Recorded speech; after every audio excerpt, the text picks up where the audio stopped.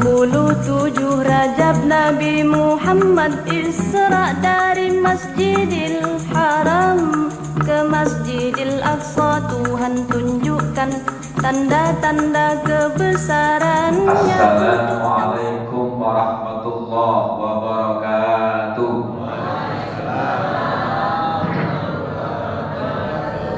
Bismillahirrahmanirrahim. Alhamdulillahirabbil alamin. Wassalatu wassalamu ala Rasulillah Sayyidina Muhammad wa ala alihi wa sahbihi wa mawala. La hawla wa la quwwata illa billahil aliyyil azim. Sholat 5 waktu. Sedikit saya menyampaikan terkait dengan sholat. Bagaimana supaya sholat itu bisa menjadikan jiwa kita ini ketika sholat seakan-akan kita ini berada pada detik-detik menjelang kematian. Ya.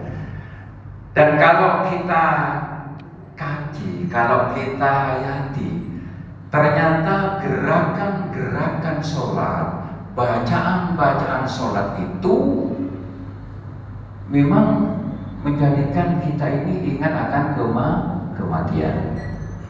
Monggo jenengan buka surat Toha ayat 55. A'udzu billahi minasy syaithanir rajim.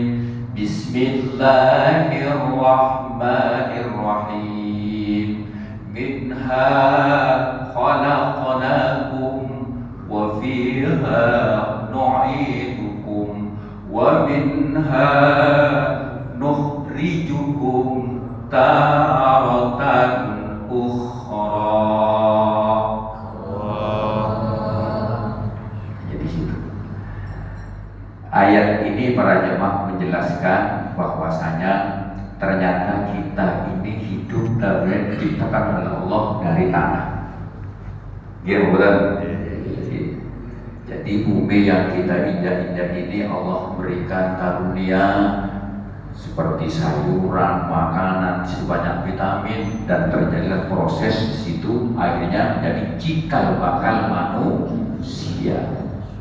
Kemudian Allah melahirkan kita dunia ini, diberikan kehidupan, kemudian juga Allah akan mematikan kita, dikembalikan kepada tanah. Jadi minha khalaqnakum, kita Allah dari tanah. Wa fiha nu'idukum, kemudian kita akan kembali kepada tanah. Kalau mati masuk di dendeng, mesti dikuburkan gimana? Wa minha nukhrijukum taratan ukhra. Dari situlah manusia akan dibangkitkan oleh Allah pada hari lain dengan mempertanggungjawabkan. Ya. Setelah Rasulullah selesai mengadakan semacam pemahaman, Rasulullah itu mengambil tanah, mengepal, kemudian dilempar, ditunjukkan kepada sahabat dengan membaca potongan ayat minha khalaqnakum, dari situlah kalian diciptakan dari tanah. Kemudian mengepal berikutnya yang kedua dilempar dengan menunjuk wa fiha nu'idukum, dan kepadanya kamu semua akan dikembalikan, dikubur dalam. Kemudian yang ketiga mengepal dilempar dengan menunjuk wa minha nukhrijukum taratan ukhra, dan dari tanah itulah kalian semuanya nanti akan dibangkitkan oleh Allah dengan mempertanggungjawabkan kehidupan selama hidup dalam dunia. Ya.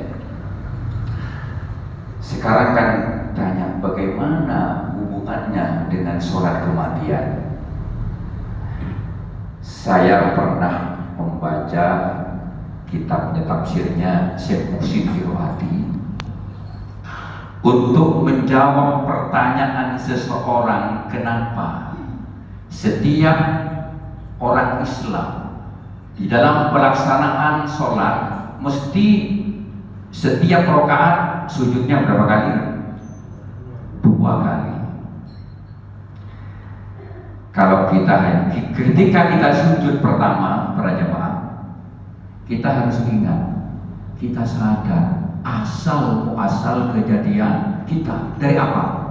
Dari tanah. Nyambung robotan? Nyambung bogi? Dari tanah. Kemudian setelah sujud pertama kita bangkit, kita harus sadar bahwasanya kehidupan yang kita rasakan kehidupan pada saat ini. Harus ya. Setelah Allah menciptakan tanah, kita hidupkan. Tapi ingat Pak, hidup ini tidak selamanya.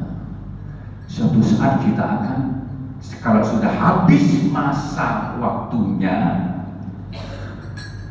diwafatkan oleh. Kemudian sujud yang kedua, ingat itu tadi, waktu kita sudah habis berarti kita akan kembali kepada tanah, diwafatkan oleh Allah Subhanahu wa Ta'ala.